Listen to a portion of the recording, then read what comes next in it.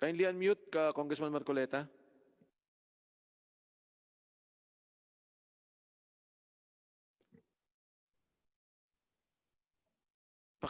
Unmute po. Yan, go ahead. Magandang hapon po. Malinaw na po ba, Mr. Chair? Yes, go ahead, Deputy Speaker Dante Marcoleta. Mr. Chair, balikan ko lang po sana yung nauna kong tanong doon sa huling pagdinig natin sapagkat hindi naman masyadong nasagot yun ni Dr. Pargas. Yun po yung tungkol doon sa paano po natin makukuha uli yung pera na sobra doon sa naibayad natin sa isang HCI sapagkat yung kanilang binigay na serbisyo sa isang pasyente ay hindi naman sakto doon sa ibinigay na pera ng PhilHeath. Halimbawa nga po, kung ang sakit ay pneumonia, 15,000 po yun. Pagkatapos ang serbisyo ay 10,000 lang. Ang tinatanong ko po, sino po yung makikinabang doon sa sobra na 5,000 pesos? Napaka-importante po kasi noon, Mr. Chair. At yun po ay hindi nasagot na mabuti kung sinong makikinabang noon at kung yun ba ay makukuha pang pabalik ng PhilHeath. Dr. Pargas.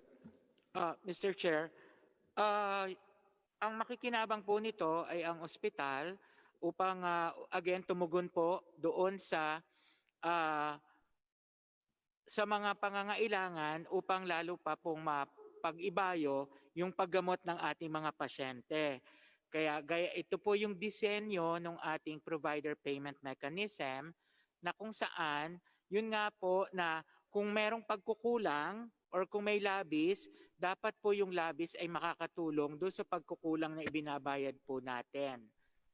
Mr. Pargas, yung pong sagot ninyo ay sobra-sobra dahil sa binayaran naman po natin yung ospital.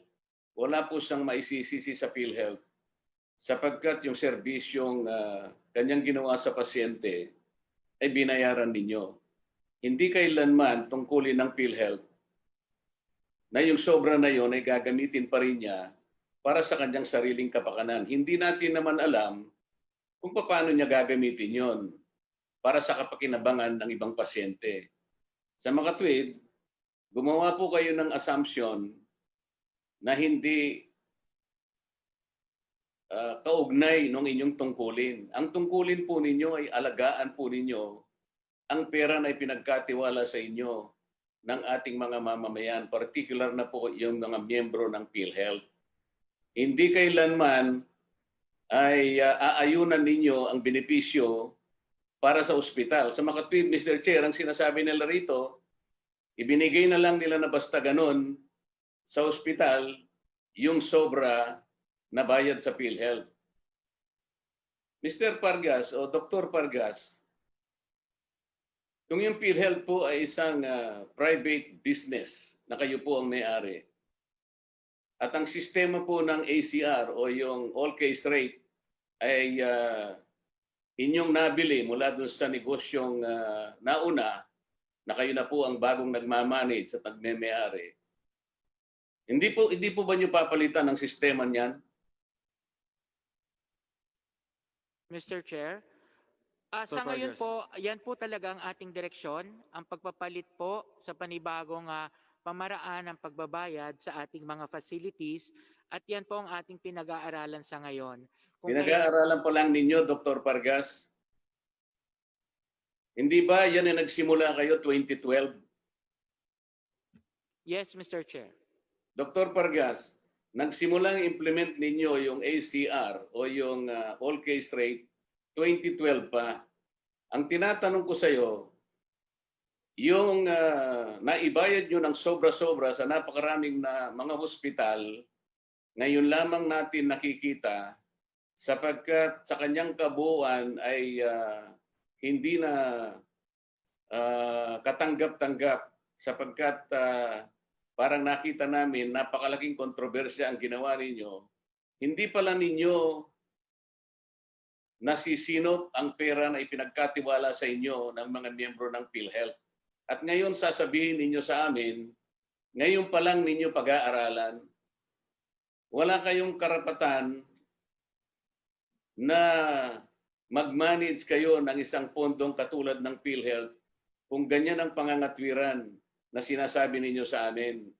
Hindi pala ninyo kayang pangalagaan ang PhilHealth funds ay ngayon nyo lang pala pag-aaralan. Mr. Chair, dito po makikita natin na napakalaki ng pagkukulang ng mga taong namamahala ng PhilHealth ngayon, lalong-lalo na po yung mga miyembro ng Execom. Hindi pala nila binabantayan ng pondo, Mr. Chair.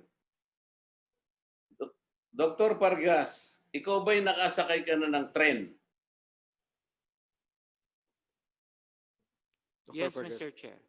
Nakasakay ka na rin ng bus siguro. Halimbawa, sa isa buong buhay mo, nang galing ka ng Baguio, papuntang Maynila, or vice versa. Yes, Nagawa mo na ba sumakay ng bus? Yes, Mr. Chair. Kapag ikaw ay sumakay ng bus, Dr. Pargas, kunyari nang galing ka ng Baguio, galing ka ng Maynila, papunta ka ng Baguio, ilang beses mong makikita ang inspektor ng bus na aakyat sa bus na sinasakyan mo? Ilang beses din po, Mr. Chair. Mga kumisan, 2, 3 hanggang 4 na beses bago makarating ng Baguio ang bus, hindi ba, Dr. Pargas? Tama po. Ibig sabihin, ito transportation company lang. Ang laman ng bus siguro, Mr. Chair, 50 hanggang 60 siguro, depende sa laki ng bus. Pero tinitingnan po nila, minamanage nila, minomonitor po nila yung mga pasahero. Titingnan nila kung yung hawak nilang ticket ng kanilang ng bus ay tama ang pagkasingil ng kanilang konduktor. Hindi ba ninyo kayang gawin yung ganon, Dr. Pargas? Kung ang isang transportation company, kaya niyang gawin at i-monitor ang isang simpleng bagay. Kayo po, bilyon na pondo ang ipinamahala sa inyo. Wala man lang kayong pamamaraan kung paano nyo sisinupin ang pondo ng bayan. Nung po ang PhilHealth ay hindi pa PhilHealth, Mr. Chair, ito po'y Medicare pa lang. Naalala ko po, ito po'y, ang kumukolekta po dyan kung private employees, ang SSS po eh. Pagka naman government employees, GSIS po yata kung hindi ako nagkakamali. Tama po ba yun, Dr. Pargas? Tama po. Sa SSS po, meron po silang tinatawag na MACP. Ito po yung membership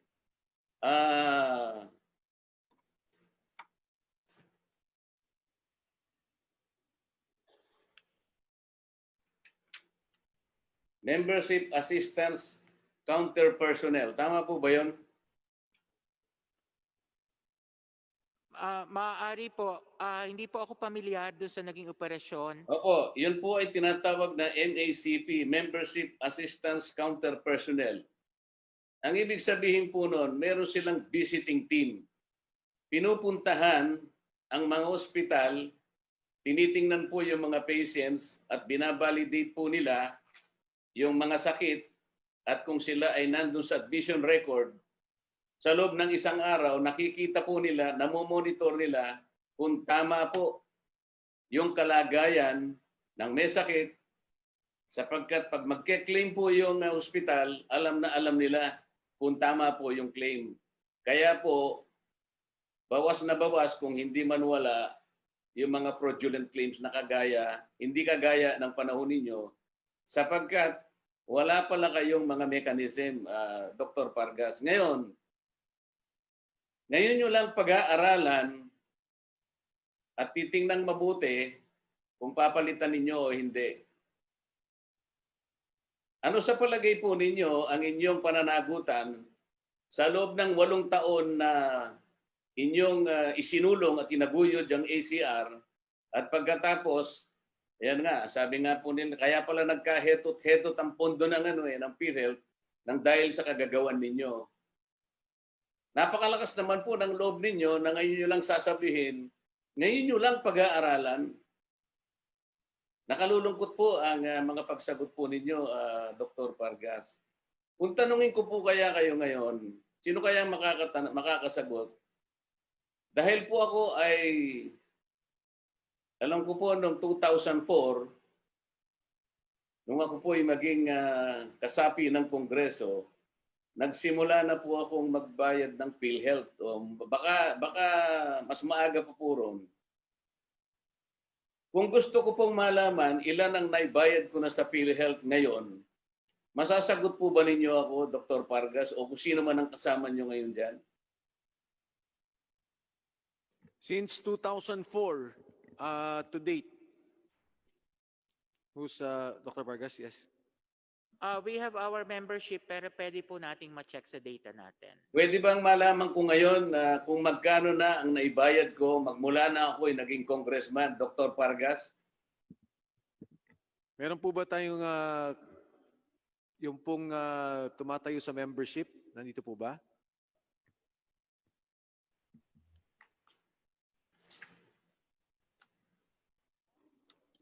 While they're checking, Honorable Marcoleta, pwede po kayo magpatuloy. Dr. Pargas, totoo ba na nakita ko lang po sa website ninyo ito na yung mga opisyal ninyo na nangasiwa ng pagbuo ng PhilHealth membership database at yung kasalukuyang namamahala ng inyong IT sector ay pinarangalan po yata ninyo ng isang exemplary performance certificate. Tama po ba yun?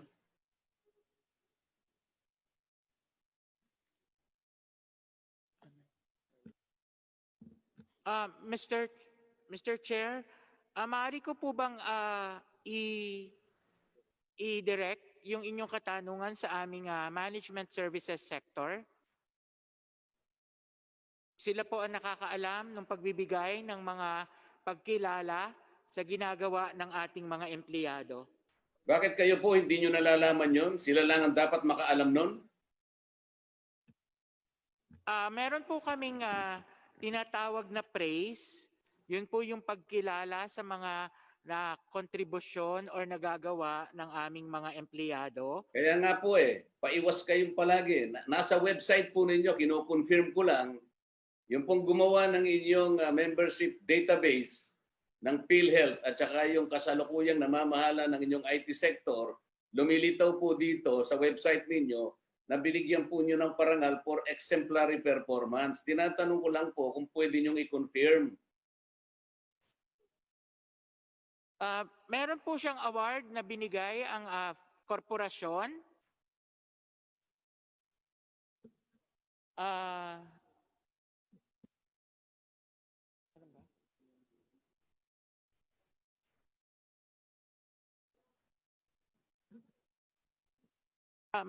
Mr. Chair, kino-confirm ko lang po.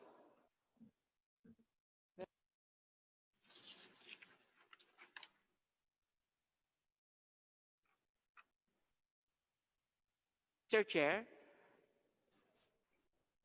Yes, please.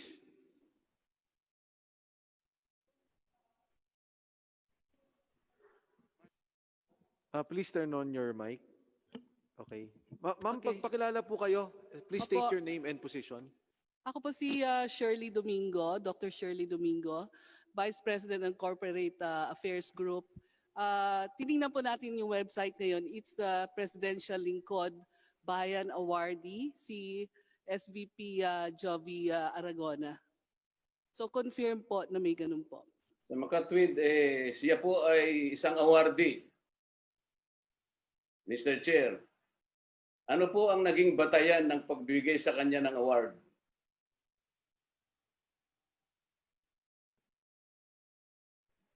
Sa civil service po ito, so may I ask SVP Aragona?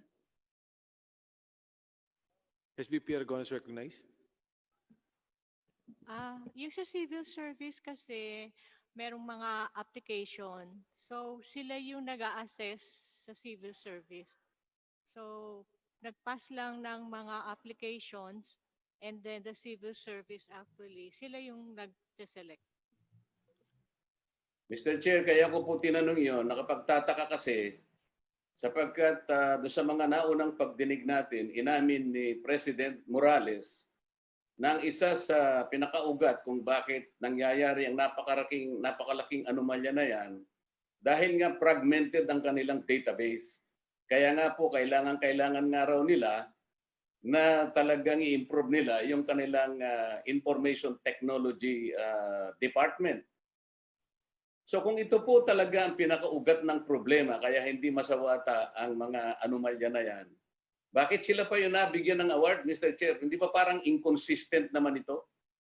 Pakisagot nga po ng PhilHeath yan. Sinabi po ni Mr. Morales na masasawata lang, maihinto yung anomalya na yan, yung corruption na yan, kapag ka naayos yung database at tutulungan sila na maayos yan sa pamamagitan ng isang much improved information technology system. Kung ito po talaga ang problema, bakit sila pa yung nabigyan ng award, Mr. Chair? Mr. De Jesus, you'd like to reply to that? Kung naringgan ko po ng maigi ang pagkakasabi at sagot ni SVP Aragona, ang award na po yan ay nanggaling sa Civil Service Commission at yun po ang pinanggalingan ng award. Tungkol naman po sa problema sa IT at ang relasyon ng award doon sa problema ng IT, tunay po na ang isa sa pinakamabigat na problema ng korporasyon na kasing laki ng PhilHeath ay kailangan po ng mahusay na information system para po magampanan ng mas maayos ang kanyang mandato ayon sa batas. So Bakit po inaamin ninyo? Sa Inaamin po ninyo dahil ganyan po ang mga anomalyang nangyayari sa inyo at hindi pa maayos ang inyong IT, talaga namang hindi dapat pang bigyan ng parangal. Parang premature naman na pinarangalan ninyo yung mga tao na hindi pa nakagagawa ng improvement sa inyong system. Kahit nasabihin pa ninyo na galing sa civil service yan, sino po bang magbibigay ng input sa civil service? Hindi ba kayo? Kayo rin naman ang panggagalingan ng batayan eh. Hindi naman siguro kukuha mula sa wala ang civil service nang hindi nyo sinupply ang information para mabigyan sila ng parangal. Anyway, Mr. Chair, pwede bang aminin ng PhilHeath na dahil nga sa walang mekanismo kung paano maibabalik ang mga perang na ibabayad ng sobra-sobra sa mga ospital at sa mga HCIs, kapag ka ang sistemang ito ay nagpatuloy pa, Mr. Chair, sapagkat katakot-takot na mga fraudulent claims lamang ang maaari nilang tanggapin sa mga susunod pang mga panahon, aaminin po ba nila, Mr. Chair, na ang PhilHeath ay magmimistulang gatas ang baka?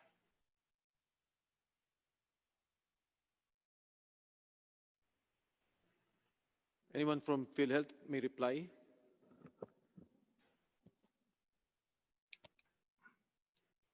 ang mga proseso po na nakalagay sa aming organisasyon ngayon ay Pwede po bang sumagot na lang kayo ng diretso kapag po pa nagpatuloy ang sistemang ito, ang kasalukuyang sistemang pinaiiral ninyo sa PhilHeath, kapag ka ito ay nagpatuloy pa, lalong-lalo na po may kinalaman doon sa all case rate, hindi po ba magmimistulang gatasang baka ang PhilHeath? Yes or no po ang sagot? no po ang aking kasagutan dahil iyan pong sistema ng ACR ay ipinasa at yan po ay may masusing pag-aaral bago ipinasa.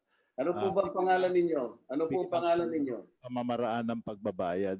Ngunit, Mr. hindi- Chair, may I interrupt? Ano Yes. po ang pangalan ng taga PhilHeath na sumasagot sa mga tanong ko? Mr. De Jesus, the Senior Vice President and Chief Executive Officer. Mr. De Jesus, napapakinggan po ba ninyo ang pinag-uusapan natin?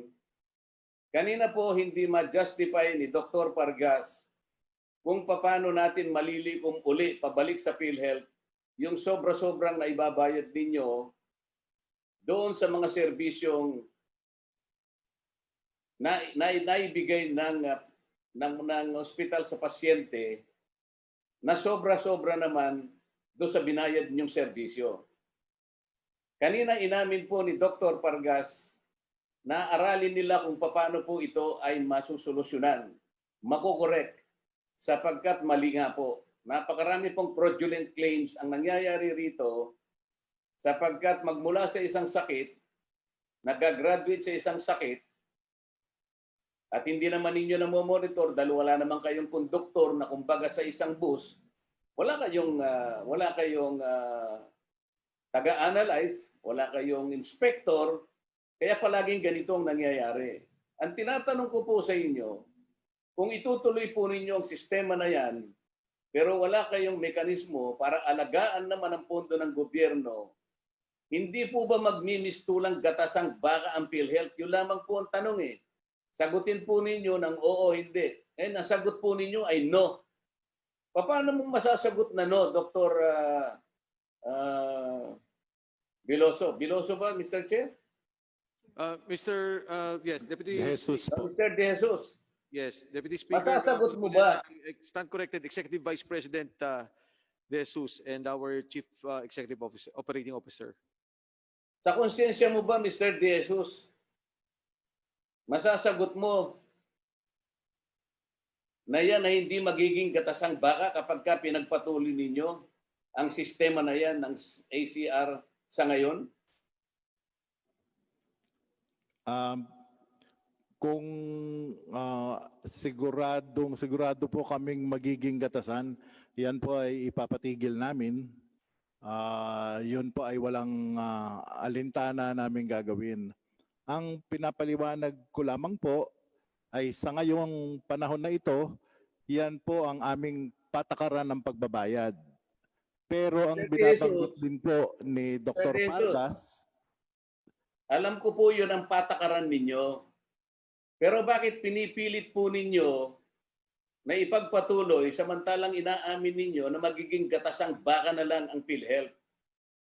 Ang tinanong ko po kay Dr. Pargas kanina, bakit ngayon nyo lang pag-aaralan yung napakalaking kamalian ng sistema na yan sapagkat nagbabayad kayo ng sobra-sobra? Mabuting-mabuti sana kung yung serbisyong ibinigay sa pasyente, tamang-tama lang sana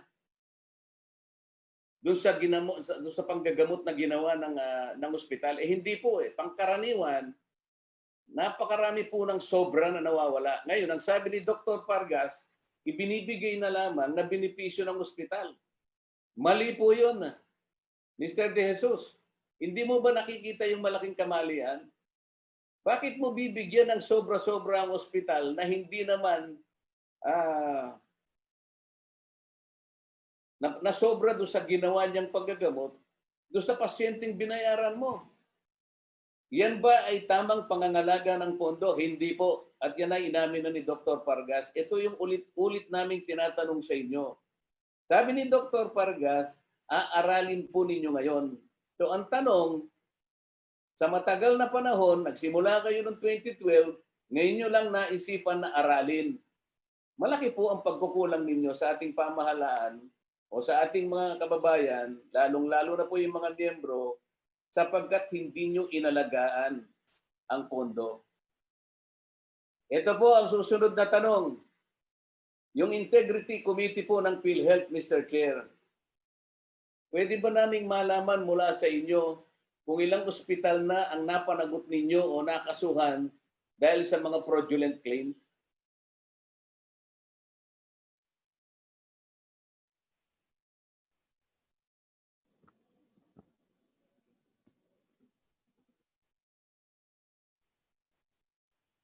Mr. Chair, nawawala na po. Thank you, Mr. Chair. We have submitted the list of the hospitals that have been penalized by PhilHeath. I don't have the exact figures right now, but these are more or less 200 facilities, and so many cases are also pending before the Department of Justice, before the National Bureau of Investigation, and thousands of cases pending before our arbitration office. Mr. Chair, Your Honor. So ang nagawa lamang po ninyo, mag-submit kayo sa amin ng listahan ng mga ospital na nagsubmit sa inyo ng fraudulent claims. At ngayon po ang sinasabi ninyo, inaakusahan ninyo sila. Meron na po ba kayong pondo na nalikom para lamang maibalik ng anti-fraud system ninyo? Meron na po bang naibalik na pera sa kaban ng PhilHeath maliban doon sa pagkakaso ninyo sa kanila? Doon sir sa may mga decisions na revocation, we have revoked accreditation of several providers. We have also Tinatanong ko sa iyo kung meron ka nang nakolektang pera mula dito sa mga ospital na nilista mo na isinabit mo dito sa committee. Meron nang naibalik na pera sa PhilHeath? As far as the fines are concerned, yes, Your Honor. But if I may expound, when I was... Magkano ang naibigay na pera? Magkano nang naibalik sa PhilHeath? Sir, yun nga po yung problema. Nung pag-assume ko dito, ay yung mga pleadings po at yung complaint, hindi po kasama yung losses na incur ng PhilHeath. Del Rosario, hindi ko tinatanong sa iyo kailan ang pleadings na nai-file mo sa korte. I am not asking you as to how many pleadings you have filed in court. Maybe you're the best lawyer in this country. Marami ka sigurong kinasuhan. Ang tinatanong ko sa iyo, magkano na ang naibalik sa pera ng PhilHeath dito sa mga fraudulent claims na ito? Magmula ng ikaw ay mapunta rin sa opisina mo. Sir, all the criminal cases are still pending, so there has been So no... wala ka pang naibalik na pera. Yun lang yung tinatanong ko. Huwag kang paligoy-ligoy. Tinatanong kita, may naibalik ka na bang pondo mula doon sa mga fraudulent claims na pinagdidemanda mo? Wala sir, kasi pending pa po yung mga... Wala pa. Yun na lang. So kahit isa pa lang ospital, dahil sa... Ito nga ang malaking problema ninyo Mr. Chair. Dito sa all case rate na ito, na kung saan napakaraming fraudulent claims ang pinanggagalingan, pabaya sila, wala silang mekanismo, mabuti pa yung train, Mr. Chair, mabuti pa yung bus, meron silang inspector. Sila napakabilis ng kanilang mga aksyon sa pagbabayad ng ospital, walang malasakit sa pondo. Siguro hindi naman nila pera ito. Pera ito ng miyembro. Kaya napakabilis. Ngayon sa pangungulekta at sa pagkuha o pagbabalik ng mga misappropriated na funds, ayun, inamin ni Mr. Del Rosario, Atty. Del Rosario, wala pa siyang naibalik kahit isang sentimo mula sa pondo ng PhilHeath. Ganyan kalaki ang problema ng PhilHeath. Pagkatapos sasabihin kanina ni Mr. De Jesus, ayaw pa niyang aminin na sa sistemang yan, nagmimistulang gatasang baka ang PhilHeath. Mr. Chair, pupunta na ako sa IRM. Ito yung interim reimbursement mechanism. I'm going to make a follow-up on the questions propounded by Congressman Barbers. Kasi mukhang pinaikutan lamang siya ni Atty. Veloso. Tinatanong kanina ni Congressman Barbers sa'yo, Atty. Del Rosario, ano yung legal basis ng interim reimbursement mechanism? Kasi tama naman ang umpisa niya, tinatanong kanya kung ano ibig sabihin ng reimbursement.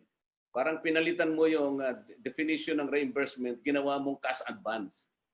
Kahit anong diksyonaryo sa buong daigdig, Atty. Del Rosario, hindi mo mapalilitaw na ang definition ng reimbursement ay cash advance. Ngayon, tinanong ka ni Congressman Barbers kanina, what is the legal basis of the interim reimbursement mechanism? Ang sabi mo, meron kayong pinalabas na legal opinion. First question, who issued the legal opinion? The legal opinion, Your Honor, was issued by our internal legal department, headed by Attorney Rogelio Pocallan. Sa pagkakaalam mo, yung in-issue ng inyong internal department is a legal basis? It is only a legal opinion. It's, Mr. Chairman, we have submitted the legal opinion, and this only pertains to the general concept of implementing the interim reimbursement mechanism. And this states that the corporation has the authority to implement IRM, and we cited precedents during the Yolanda and the Marawi siege. And this pertains to the powers of the corporation to supervise the provision of health benefits and to set standards, rules, and regulatory necessary to ensure quality of care, appropriate utilization of services, fund viability, member satisfaction, and overall accomplishments of program objectives. This is found in Section 16, Paragraph C of RA 7875 as amended. Your Honor, Mr. Chair. Attorney De Rosario, napakasimple ng tanong ko sa iyo eh. Yun bang legal opinion na inisyu ng isang departamento ninyo is a legal basis? Sir, it pertains to the legal basis as to the authority of the corporation to implement a provider payment mechanism such as the IRM, which has been implemented before. O bakit binabanggit mo yung Yolanda at kung ano na pa? Pinag-uusapan natin dito ay yung sinasabi ninyong PhilHeath Circular number 2020-0007. It only pertains to COVID-19, hindi ba? Yes, sir. We issued the legal opinion prior the issuance of the circular. Our legal opinion is dated March 16, 2020, Your Honor. Teka muna, ang pinag-uusapan natin is the legal opinion. Did the legal opinion extend the definition of reimbursement? No, Your As Honor. advance? No, Your Honor. Oh. Nasaan ngayon yung sinasabi mong legal opinion that you can even change the definition of reimbursement into cash advance? Napakalaki yata nitong diferensya nito, Atty. Del Rosario. We will look into the previous legal opinions issued by the legal department pertaining to the previous fortuitous events, Mr. Chairman. No. Ang pinag-uusapan lang natin, sinabi ba doon sa legal opinion that you have the right to change the definition of reimbursement into cash advance? There is no such discussion, Your Honor. Attorney, Hindi tama yun. Ngayon, Deputy Speaker Marcoleta, can you kindly submit to the committee the legal opinion as you have stated? Go ahead, Congressman Marcoleta. Please continue.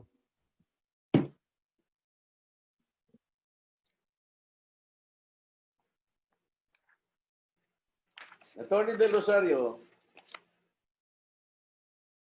doon ba sa sinabi ninyong PhilHealth, doon sa pinasa ninyong PhilHealth Circular 2020-0007,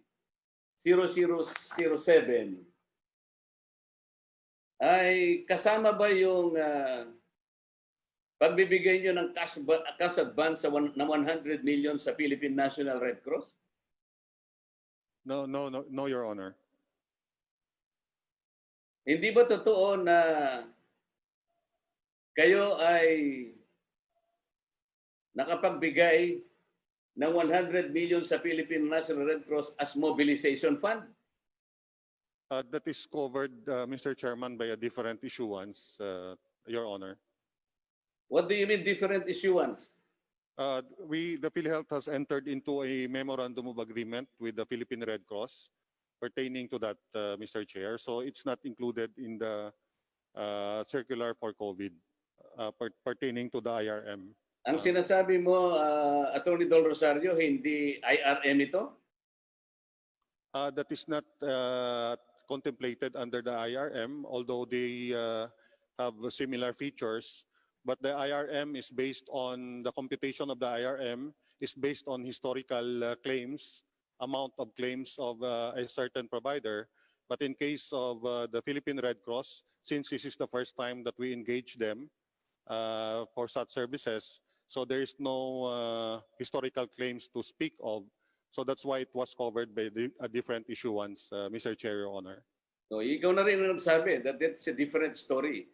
Kasi dapat may historical, di ba? Yung ibibigay ninyo na cash advance, aka reimbursement, dapat 3 months base doon sa historical claims na ibinigay sa inyo ng isang ospital, hindi ba? That is correct, Your Honor. Okay. Pagkatapos, ito namang Red Cross, wala naman siyang historical claim sa inyo eh. At wala rin naman siyang mga facilities na itatayo. Hindi ba maliwanag na iniba ninyo yung patakaran ng inyong PhilHeath Policy 2020-0007? That's why, Your Honor, Mr. Chair, I said that it was covered by a different issuance. The Red Cross and Philippine Red Cross and PhilHeath entered into a memorandum of agreement to cover such policy. It's not. Bakit kayo nagkaroon ng parang special memorandum sa PNRC? What is the basis for that? Interim reimbursement mechanism ito. The basis of which are historical claims. Maybe our corporate counsel can help me out, Your Honor. I'm not really familiar with all the issuances pertaining to Red Cross. I haven't prepared or studied the matter.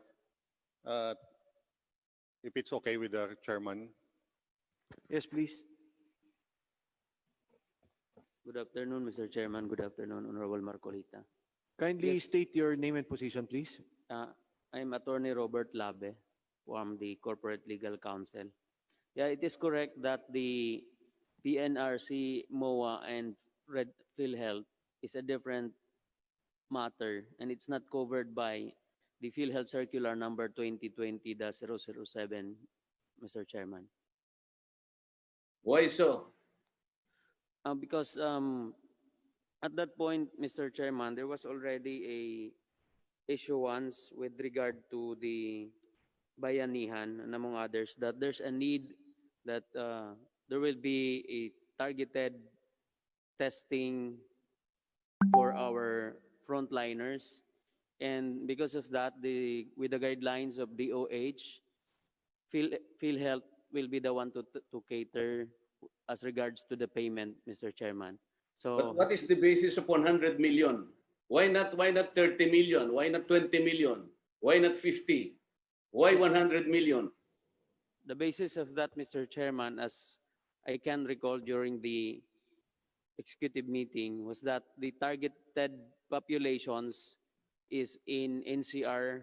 There were, I think, 13 million populations in NCR, and that was the basis corresponding to the amount times the 30 million, Mr. Chairman. And I think the total budget for that is 900 million. And to facilitate, Mr. Chairman, an advance payment of 100 million was provided for under the Memorandum of Agreement between PhilHeath and the NCR, Mr. Chairman.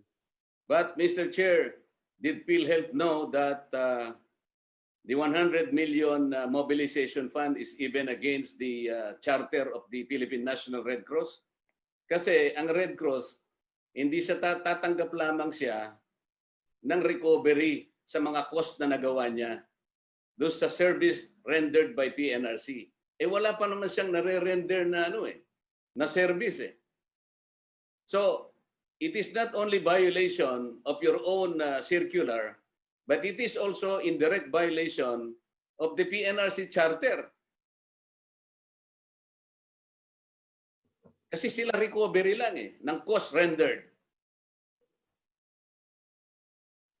As far as I am concerned, Mr. Chairman, I don't have the copy of the Memorandum of Agreement between PhilHeath and PNCR, but we can provide the Congress with regard to that MOA. Please provide Congress with that copy of that Memorandum of Agreement.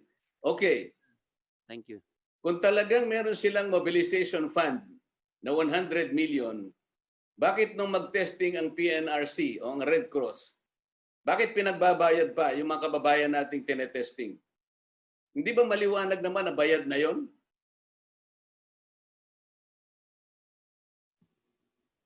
Yung na-testing na kababayan natin, magbabayad ng 4,000 pesos. At kung hihingi siya ng certification, another 500 pesos. Why so? Mr. Honorable Marcoleta, ang pagkakalam ko ho, ang nagastos na nila dyan more or less nasa 300 million pesos. Tama po ba? So please reply. Dapat PhilHeath na yun. Go ahead, Mr. Chair. Attorney. Opo.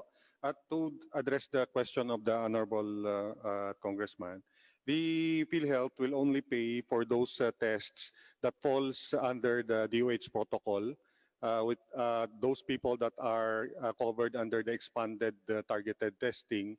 So if a person does not fall in that particular category, they will have to pay out of pocket.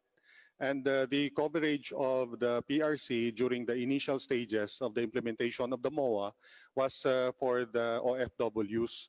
Yun po mga tinetest po noon ng Coast Guard. So actually po, bago po na-implement yung MOA, ang dami na pong na-tests ng Red Cross.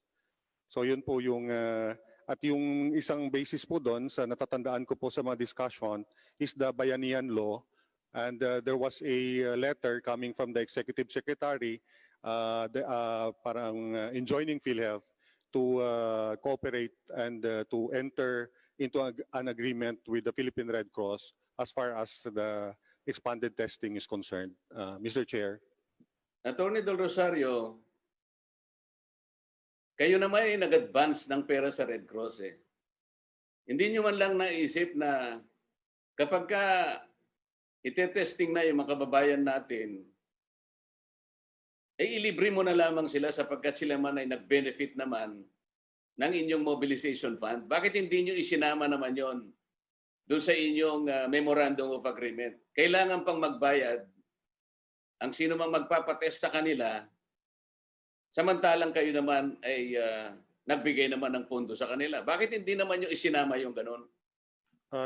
Thank you, Mr. Chair. The PhilHealth was actually willing to shoulder all the tests, subject, of course, to our financial viability. Ano po. But the PhilHealth is also governed by the DOH administrative order on what can only be paid by government funds.